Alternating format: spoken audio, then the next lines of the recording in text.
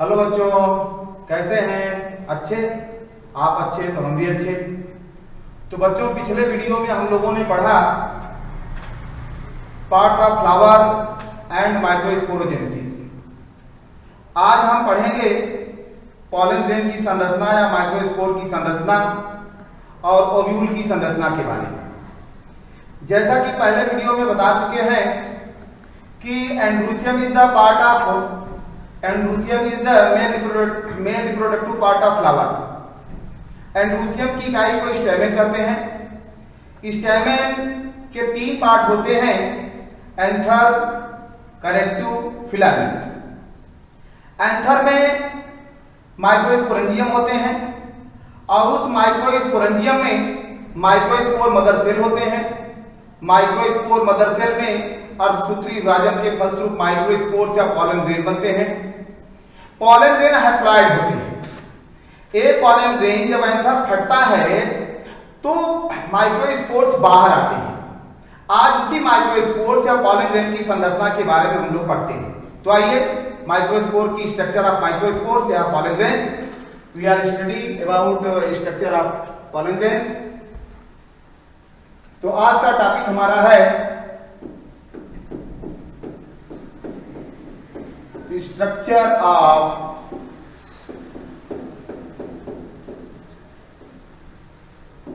pollen grain. Pollen grain also known as microspore. Microspore spherical होता है, गोलाकार होता है।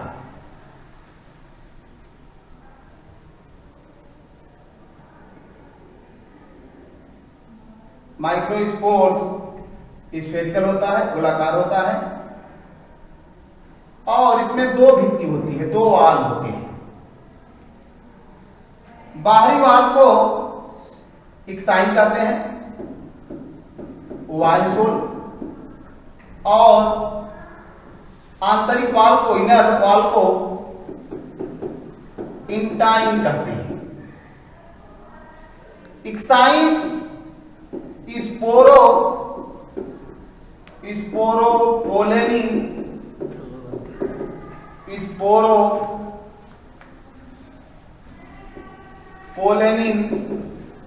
नामक पदार्थ की बनी होती है। फैटी सब्सटेंस होता है स्पोरोपोलेनिन। इंटाइन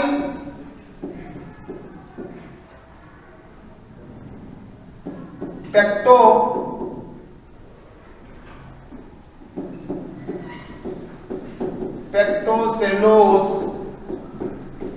का बना होता है। पेक्टोसेलुलोज एक प्रकार का कार्बोहाइड्रेट होता है। ये इसका न्यूक्लियस है। मोनोकाट के एक्साइन में एक छिद्र होते हैं। जहां छिद्र होता है इस छिद्र को जर्मपोर कहते हैं। जर्मपोर कहते हैं। यहां स्पोरोपोलेनिन नहीं पाई जाती है, स्पोरोपोलेनिन एब्सेंट होती है। लेकिन डाइकाट के माइक्रोस्पोर में, डाइकाट के माइक्रोस्पोर के एक्साइन में 3 जर्मपोर होते हैं। ये 3 जर्मपोर होते हैं। जर्मपोर के स्थान पर जो है स्पोरोपोलेनिन नहीं होता है, स्पोरोपोलेनिन एब्सेंट होता है उस स्थान पर। इंटाइन जो होती है वह एक नली के रूप में इसी जो है जर्मपोर से बाहर निकलती है। इस नली को पॉलन ट्यूब कहते हैं। इस नली को पॉलन ट्यूब कहते हैं। पॉलन ट्यूब की खोज जीवी अमीकी नामक वैज्ञानिक ने की। इस कार्य के लिए उन्हें नोबेल पुरस्कार से भी सम्मानित किया गया।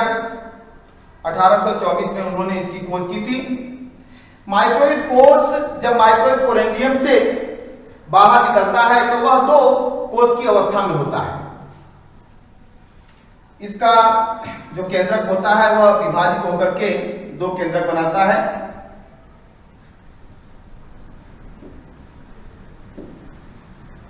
बाद में इस केंद्रक को वेजिटेटिव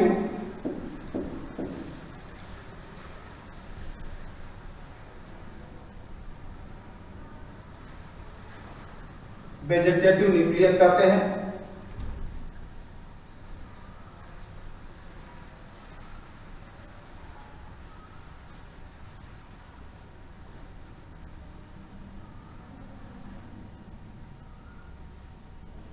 वेजिटेटिव न्यूक्लियस कहते हैं।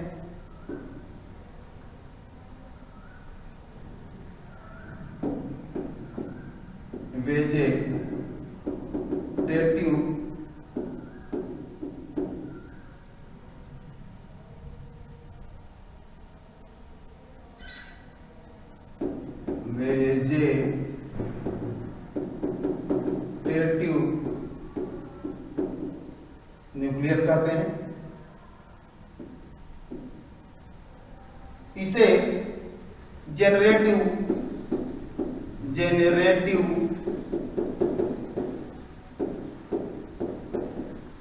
न्यूक्लियस कहते हैं। बाद में सेल में कन्वर्ट हो जाता है, वेजिटेटिव सेल कहलाता है, ये जनरेटिव सेल कहलाता है। जनरेटिव सेल छोटा होता है, वेजिटेटिव सेल बड़ा होता है, इसमें रिजर्व मटेरियल संचित रहते हैं। इंटाइन जो होती है स्मूथ होती है, इंटाइन स्मूथ होती है, जबकि इक्साइन रफ होती है। इक्साइन जो होती है वह रफ होती है। जब पॉलन ग्रेन का हम स्टडी करते हैं तो बॉटनी में उस ब्रांच को पेलाइनोलॉजी कहते हैं। पेलाइनोलॉजी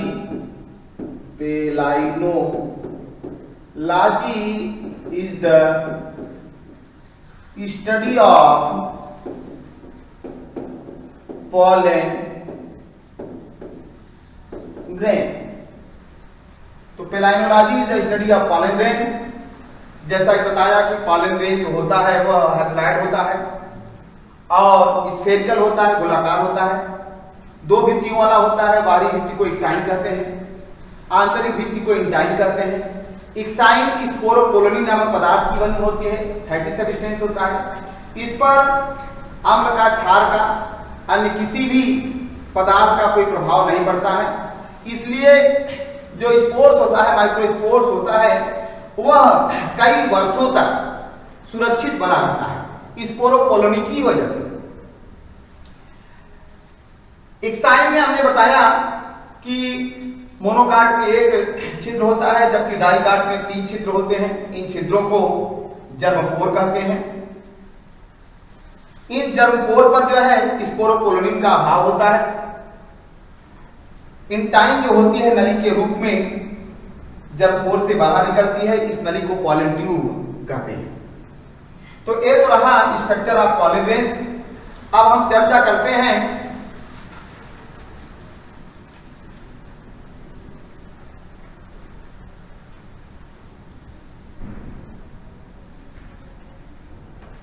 स्ट्रक्चर ऑफ ओव्यूल। आगे हम चर्चा करते हैं structure of ovule.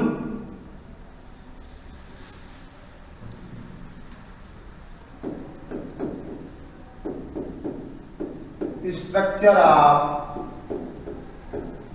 Ovule. Ovule को मेगा स्पोरेंजियम या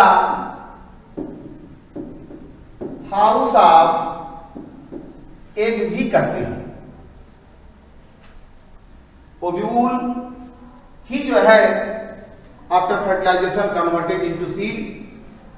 तो ओव्यूल के कई नाम हैं। ओव्यूल को मेगा स्पोरेंजियम भी कहते हैं, ओव्यूल को हाउस ऑफ एग भी कहते हैं। तो ओव्यूल की संरचना के बारे में हम लोग पढ़ते हैं।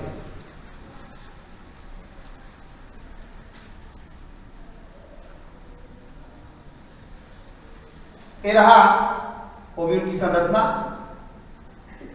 ओव्यूल जो होता है, ओव्यूल की संरचना बनाना सीख लीजिए, कैसे ओव्यूल बनाया जाता है, संरचना इसका।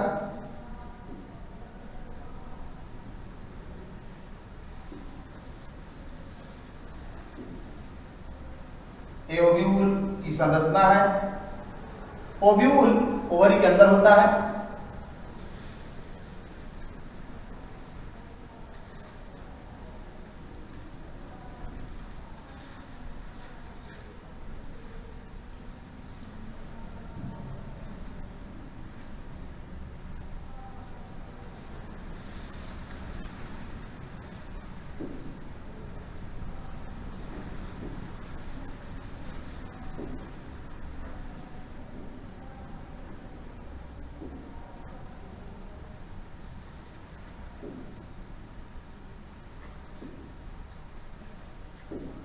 ओव्यूल है।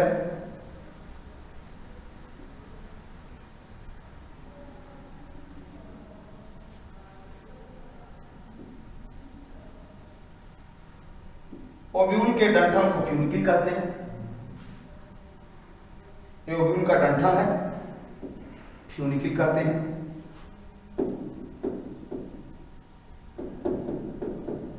बीजांड वृंत हिंदी में फ्यूनिकल या बीजांड वृंत कहते हैं। ओव्यूल के अंदर का जो ऊतक होता है वह पैरेन्काइमा कोशिकाओं का बना होता है। इसे बीजांडकाय या न्यूक्लियस कहते हैं। बीजांडकाय एक या दो आवरणों द्वारा घिरा होता है। ये इसके आवरण है, आउटर इंटेगुमेंट, आउटर इंटेगुमेंट, एक इनर इंटेगुमेंट है,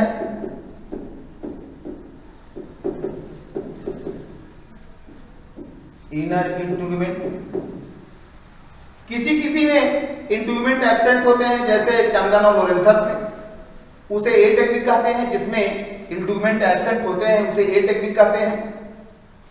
किसी किसी में एक ही इंटेगुमेंट पाया जाता है, जैसे सूरजमुखी और गेंदा में, Helianthus Eris and targets erecta में एक ही इंटेगुमेंट पाए जाते हैं, उसे यूनिटेक्निक कहते हैं। तो जो बीजांड होता है, बीजांड एक या दो आवरणों द्वारा घिरा होता है। बीजांड के अंदर का ऊतक जैसा कि बताया उसे न्यूक्लियस कहते हैं, बीजांडकाय। बीजांड का आधारी भाग, आधार, बीजांड का जो आधार होता है जहां से इंटेगुमेंट निकलते हैं उस क्षेत्र को, इस एरिया को कैल्जा कहते हैं, निभाग कहते हैं। कैल्जा, कैल्जा कहिए या निभाग कहिए।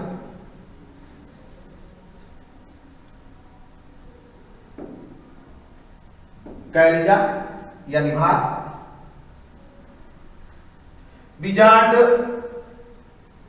के अंदर बीजांड का जो फ्यूनिकल होता है वह ओवरी वाल से जहां से जुड़ा रहता है उस एरिया को प्लेसेंटा कहते हैं। ओवरी में उस एरिया को प्लेसेंटा कहते हैं।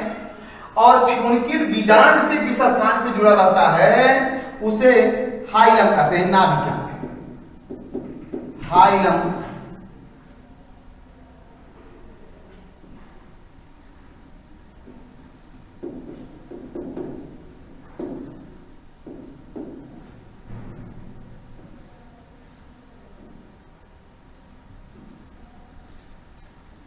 हाइलम कहते हैं।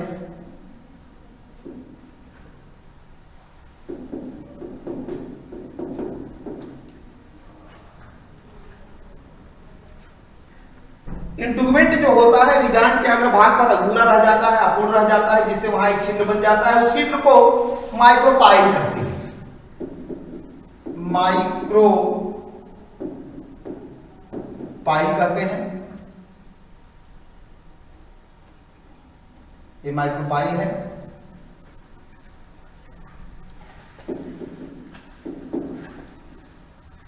माइक्रोपाइल बीजांड द्वार। बीजांड के अंदर एक थैलीनुमा संरचना होती है। बीजांड के अंदर एक थैलीनुमा संरचना होती है। इस थैलीनुमा संरचना को इम्ब्रियोसाइक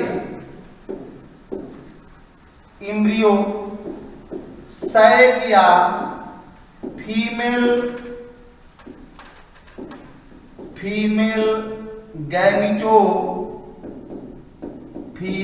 गैमिटोफाइट कहते हैं। फीमेल गैमेटोफाइट कहते हैं। एम्ब्रियोसाइट या फीमेल गैमेटोफाइट के अंदर निषेचन के पूर्व 7 कोशिकाएं होती हैं। 3 हैप्लॉइड सेल होती हैं कैल्जा की ओर। इन कोशिकाओं को एंटीपोडल सेल कहते हैं। एंटीपोडल सेल कहते हैं। और 3 कोशिकाएं माइक्रोपाइल की ओर होती हैं। इनमें बीच वाले सेल को एक सेल और उसके साइड में स्थित सेल को सिनर्जिड सेल या हेल्पिंग सेल कहते हैं। ये है एक सेल और ये है सिनर्जिड सेल।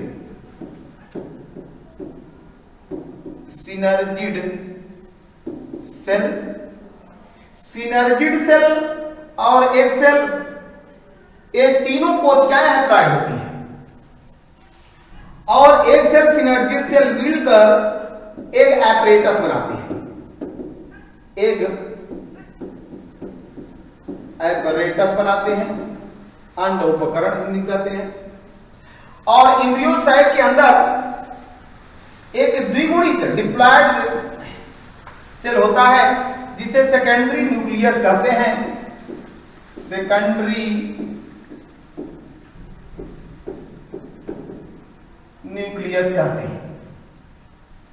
सेकेंडरी न्यूक्लियस है।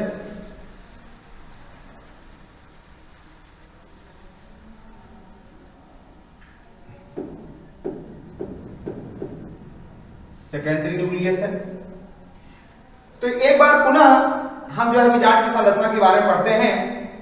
बीजांड जो होता है, बीजांड के डंठल को फ्यूनिकिल कहते हैं। बीजांड के डंठल को फ्यूनिकिल कहते हैं या बीजांड वृत्त कहते हैं।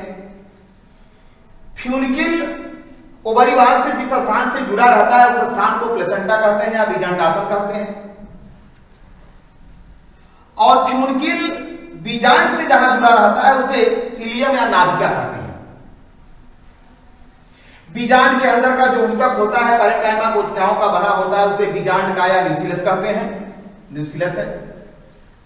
न्यूक्लियस जो होता है एक या दो आवरणों द्वारा घिरा होता है। बाहरी आवरण को आउटर इंटीग्यूमेंट और आंतरिक आवरण को इनर इंटीग्यूमेंट। जैसा कि पहले बताया कि चंदन और लोरेंथस में इंटीग्यूमेंट एब्सेंट होते हैं, लेकिन सूरजमुखी और गेंदा में एक ही इंटीग्यूमेंट पाया जाता है। जिसमें एक इंटीग्यूमेंट पाया जाता है उसे यूनिट टेक्निक कहते हैं और जिसमें इंटीग्यूमेंट एब्सेंट होता है उसे ए टेक्निक कहते हैं। तो जिसमें एक इंटीग्यूमेंट उपस्थित होता है, प्रेजेंट होता है, उसे यूनिट टेक्निक कहते हैं और जिसमें इंटीग्यूमेंट एब्सेंट होता है उसे ए टेक्निक कहते हैं। जैसे चंदन एंड लोरेंथस ए टेक्निक है, लेकिन सूरजमुखी और टकेट्स इरेक्टा गेंदा जिसे कहते हैं बोटेनिकल नेम, गेंदा का बोटेनिकल नेम टकेट्स इरेक्टा, सूरजमुखी का बोटेनिकल नेम हेलियंथस एनस। तो इनमें जो है एक ही इंटीग्यूमेंट पाया जाता है सूरजमुखी और गेंदा में। तो जिसमें एक ही इंटीग्यूमेंट पाया जाता है उसे यूनिट टेक्निक कहते हैं। बीजांड के अग्रभाग पर इंटीग्यूमेंट अपूर्ण रह जाते हैं जिससे वहां एक छिद्र बन जाता है। उस छिद्र को बीजांड द्वार या माइक्रोपाइल कहते हैं। इसी माइक्रोपाइल के द्वारा जो है माइक्रोपाइल से होकर के पॉलन ट्यूब जो है एम्ब्रियोसाइट के अंदर प्रवेश करती है। हम डबल फर्टिलाइजेशन उसकी चर्चा करेंगे। बीजांड के अंदर ओव्यूल के अंदर एक थैलीनुमा संरचना होती है जिसमें निषेचन के पूर्व 7 कोशिकाएं होती हैं। इस थैलीनुमा संरचना को एम्ब्रियोसाइट या फीमेल गैमेटोफाइट भी कहते हैं। 3 कोशिकाएं जो होती हैं एम्ब्रियोसाइट के अंदर, जो 3 कोशिकाएं होती हैं कैल्जा की ओर जो 3 कोशिकाएं होती हैं उसे एंटीपोडल सेल कहते हैं। और 3 कोशिकाएं जो माइक्रोपाइल की ओर होती हैं उसे बीच में एक सेल और उसके पास में स्थित साइड में स्थित कोशिकाओं को सिनर्जिड सेल कहते हैं। एक सेल और सिनर्जिड सेल मिलकर के एक एपरेटस बनाते हैं, अंड उपकरण बनाते हैं। सिनर्जिड सेल को हेल्पिंग सेल भी कहते हैं। हेल्पिंग सेल भी कहते हैं, सिनर्जिड सेल को हेल्पिंग सेल भी कहते हैं। और बीजांड के एम्ब्रियोसाइट के अंदर एक द्विगुणित जो होता है केंद्रक होता है, सेकेंडरी न्यूक्लियस कहते हैं, डिप्लॉयड होता है, ये डिप्लॉयड होता है, 2n होता है। तो एक तो रही संरचना बीजांड की। अब आगे हम चर्चा करते हैं किस कैसे मेगास्पोर का निर्माण होता है, मेगास्पोरोजेनेसिस पढ़ते हैं। उसके बाद मेगास्पोरोजेनेसिस से मेगास्पोर्स का निर्माण होता है। Megasporogenesis means formation of megaspores in ovule from megaspore mother cell. तो हम आगे डिस्कस करने चल रहे हैं megasporogenesis. Megasporogenesis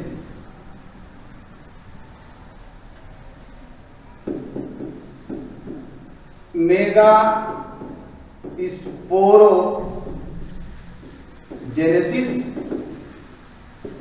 means formation of megaspores from megaspore mother cell in megasporangium is called megasporogenesis. Formation of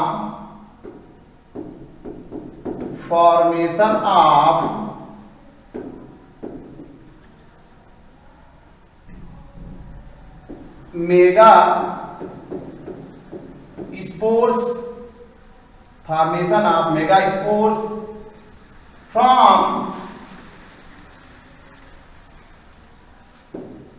megaspore mother cell in megasporangium. Formation of megaspores from megaspore mother cell in megasporangium is called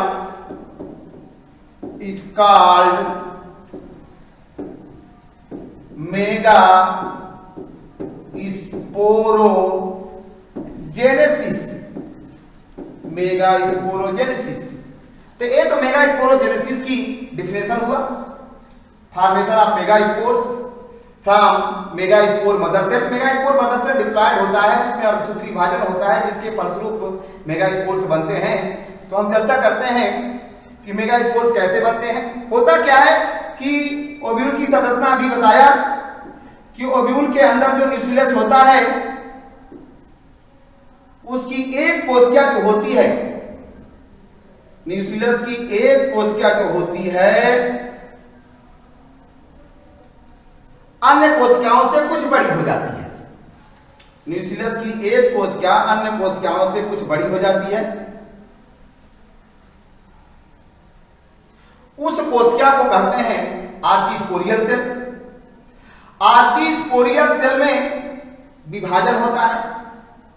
आर्चीस्पोरियल cell विभाजित होकर के parietal cell बनाती है और sporogenous cell बनाती है। Parietal cell में एक या दो बार विभाजन होता है या बिना विभाजन के ही रह जाती है, लेकिन स्पोरोजिनस सेल में कभी विभाजन नहीं होता। स्पोरोजिनस सेल ही कुछ समय के बाद मेगास्पोर मदर सेल का कार्य करने लगती है। अब मेगास्पोर मदर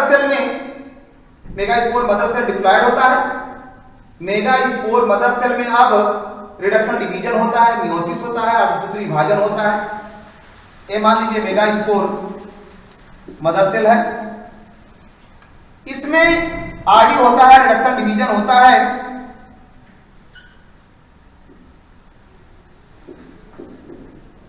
मियोसिस होता है, जो भी आप कहना पसंद करें।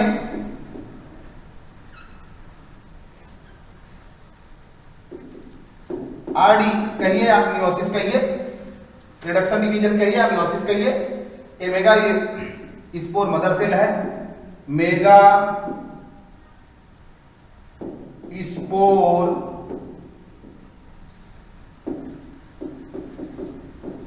मदर सेल है, द्विगुणित होती है, डिप्लॉयड होती है, 2n होती है। डिप्लॉयड होती है। अब मेगास्पोर मदर सेल में रिडक्शन डिवीजन होता है, मियोसिस होता है, सूत्री विभाजन होता है, जिसके फलस्वरूप 4 मेगास्पोर्स बनते हैं। ये चारों मेगास्पोर्स उल्टे टी आकार में सज जाते हैं, अंग्रेजी के अक्षर टी आकार में सज जाते हैं। ऐसे उल्टे टी आकार में सज जाते हैं, यानी एक मेगास्पोर मदर सेल के फलस्वरूप 4 मेगास्पोर बनते हैं। लेकिन कुछ समय के बाद ऊपर के 3 नष्ट हो जाते हैं, नीचे का एक शेष जो बचा रह जाता है, इसी को फंक्शनल मेगा स्पोर कहते हैं। तो इस प्रकार हम कह सकते हैं कि एक मेगास्पोर मदर सेल के रिडक्शन डिवीजन से ओनली एक मेगास्पोर बनता है, लेकिन इन केस ऑफ माइक्रोस्पोरोजेनेसिस एक माइक्रोस्पोर मदर सेल के रिडक्शन डिवीजन से 4 माइक्रोस्पोर्स या कॉलम ग्रेन बनते हैं। बड़ी इंपॉर्टेंट बात कि एक माइक्रोस्पोर मदर सेल के रिडक्शन डिवीजन से 4 माइक्रोस्पोर्स या 4 कॉलम ग्रेन बनते हैं, जबकि एक मेगास्पोर मदर सेल के रिडक्शन डिवीजन से केवल एक मेगास्पोर्स बनते हैं, बाकी 3 नष्ट हो जाते हैं, डीजेनरेट हो जाते हैं, नष्ट हो जाते हैं। जो शेष एक बचा रह जाता है उसी को फंक्शनल मेगास्पोर्स या क्रियात्मक दीर्घबीजाणु कहते हैं हिंदी में। तो अब आगे हम इस फंक्शनल मेगास्पोर्स का इन फ्यूचर क्या होता है उसकी चर्चा करते हैं। यह फंक्शनल मेगास्पोर्स ही एम्ब्रियोसाइक या फीमेल गैमेटोफाइट की प्रथम कोशिका होती है। एम्ब्रियोसाइक जो अभी ओव्यूल की संरचना बनाया था, उस ओव्यूल की संरचना में जो 7 कोशिकाओं को दिखाया गया था, उस एम्ब्रियोसाइक का निर्माण कैसे हो रहा है उसकी चर्चा करते हैं। यानी हम आगे चर्चा करने चल रहे हैं फॉर्मेशन ऑफ एम्ब्रियोसाइक या फीमेल गैमेटोफाइट। तो आगे हम चलते हैं formation of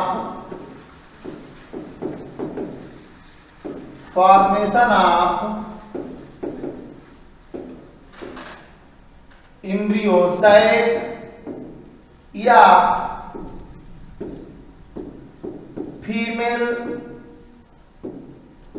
gametophyte. Formation of एम्ब्रियोसाइक या फीमेल गैमेटोफाइट। अभी हमने बताया कि एक मेगास्पोर मदर सेल के अर्धसूत्री विभाजन के फलस्वरूप एक मेगास्पोर्स बना, उसे फंक्शनल मेगास्पोर्स कहते हैं, हैप्लॉइड होता है। अब जो फंक्शनल मेगास्पोर्स होता है वही जो होती है फीमेल गैमेटोफाइट या एम्ब्रियोसाइक की प्रथम सेल होती है, प्रथम कोशिका होती है। ये मान लीजिए फंक्शनल मेगास्पोर्स है, फंक्शनल मेगास्पोर है।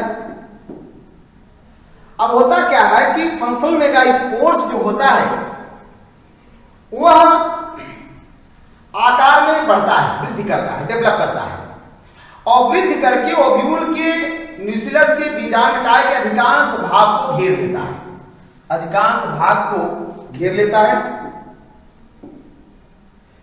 उसके बाद इसका केंद्रक विभाजित होता है, कैरियोकाइनेसिस होता है, division of nucleus is called karyokinesis.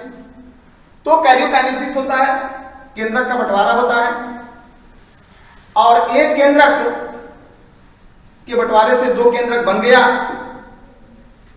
Functional megaspores का केंद्रक का डिवीजन होता है फर्स्ट टाइम, और डिवाइड होकर के 2 न्यूक्लियस बनाते हैं। अब एक न्यूक्लियस एक पोल की ओर और दूसरा न्यूक्लियस दूसरे पोल की ओर चला जाता है। देखिए, एक न्यूक्लियस एक पोल की ओर, दूसरा न्यूक्लियस दूसरे पोल पर पहुंच करके पुनः इनमें विभाजन होता है। फर्स्ट टाइम डिवीजन हुआ तो एक न्यूक्लियस से 2 न्यूक्लियस बने। सेकेंड टाइम अब डिवीजन होता है, जब 2 न्यूक्लियस बन जाते हैं तो दोनों न्यूक्लियस विपरीत ध्रुवों पर चले जाते हैं। जब ध्रुव पर पहुंच जाते हैं तो इनमें पुनः जो है डिवीजन होता है, वही डिवीजन माइटोसिस। अब एक से जो है प्रत्येक ध्रुव पर, प्रत्येक न्यूक्लियस में पुनः डिवीजन होता है, जिससे अब जो है प्रत्येक पोल पर जो है दो दो न्यूक्लियस बन जाते हैं। फिर इसमें जो है तीसरी बार पुनः प्रत्येक ध्रुव पर जो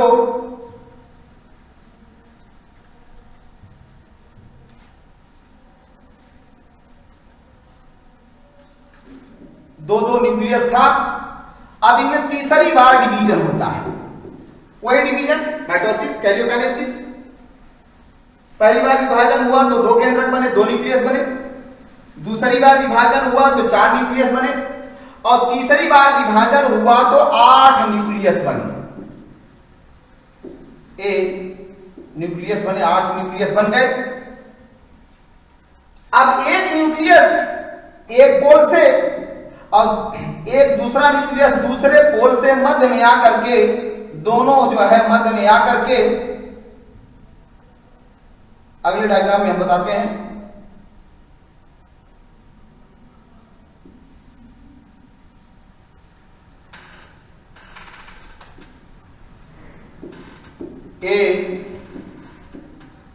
एक न्यूक्लियस एक पोल से, दूसरा न्यूक्लियस दूसरे पोल से सेंटर में आ जाता है।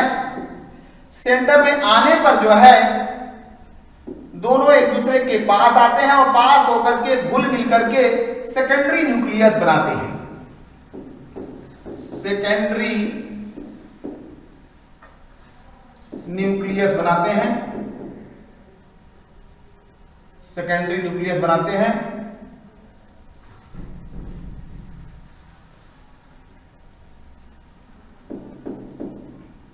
ये सेकेंडरी न्यूक्लियस है, 2n है, और बाकी प्रत्येक ध्रुव पर 3 हैप्लॉइड केंद्रक बचे रह गए। इधर भी 3 केंद्रक बचे रह गए, इधर भी 3 केंद्रक बचे रह गए। ये है 3 केंद्रक बचे रह गए। बाद में इन केंद्रकों के मध्य वॉल का फॉर्मेशन हो जाता है, भित्ति बन जाती है। इस प्रकार एम्ब्रियो सैक का निर्माण हो गया। यही एम्ब्रियो सैक है जिसमें निषेचन के पूर्व 7 कोशिकाएं होती हैं, लेकिन 8 केंद्रक होते हैं। बड़ी इंपॉर्टेंट बात, निषेचन के पूर्व 7 कोशिकाएं होती हैं, लेकिन केंद्रक 8 होते हैं, 3 ऊपर 3 नीचे और 2 बीच में। तो यही जो है एम्ब्रियो सैक है। एम्ब्रियो सैक का फॉर्मेशन हुआ।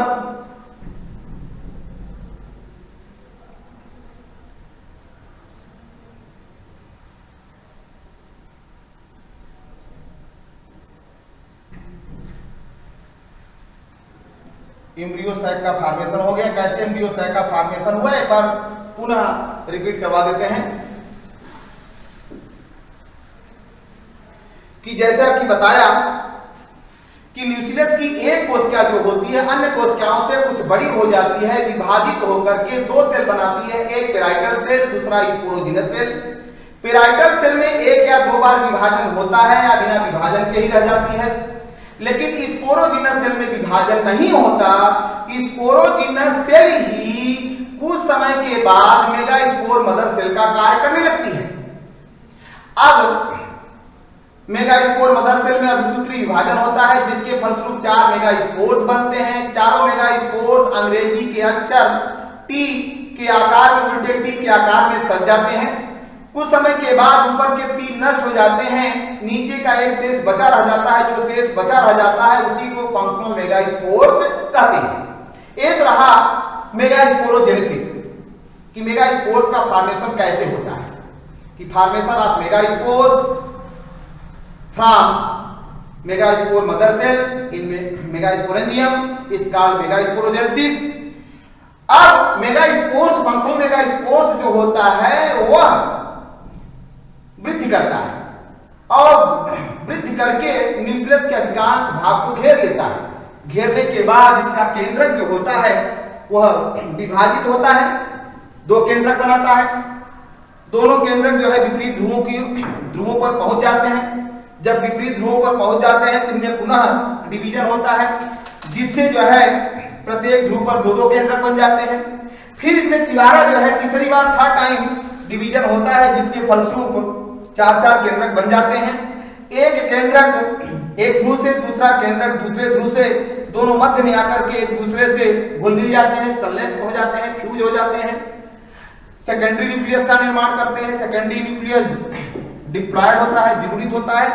बाकी जो तीन तीन केंद्रक प्रत्येक ध्रुवों पर बचे रह जाते हैं, उनके बीच भित्ति का निर्माण हो जाता है, वॉल का फॉर्मेशन हो जाता है।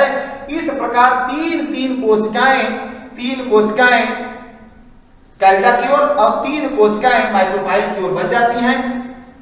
कैल्जा की ओर कोशिकाओं को एंटीपोडल सेल कहते हैं, प्रतिध्रुवी कोशिकाएं, और माइक्रोपाइल की ओर स्थित कोशिकाओं को, बीच की वाली कोशिका को एक सेल और पास वाली कोशिका को सिनर्जिड सेल या हेल्पिंग सेल कहते हैं। ये तीनों कोशिकाएं हैप्लॉइड हैं, ये तीनों कोशिकाएं हैप्लॉइड हैं। आगे हम मॉड्यूल की संरचना में पूरा डिटेल बता चुके हैं, इसको आप नोट कर लीजिएगा। तो एक तो रहा एम्ब्रियो सैक का फॉर्मेशन कैसे होता है, एम्ब्रियो सैक या फीमेल गैमेटोफाइट का फॉर्मेशन कैसे होता है, और जैसा कि बताया कि फंक्शन मेगास्पोर्स जो होती है वह एम्ब्रियो सैक की जो है प्रथम कोशिका होती है, फीमेल गैमेटोफाइट की प्रथम कोशिका होती है। तो ये तो रहा फीमेल गैमेटोफाइट की संरचना, फॉर्मेशन, कैसे जो है इसका निर्माण हुआ। अब हम आगे दूसरे टॉपिक को लेते हैं।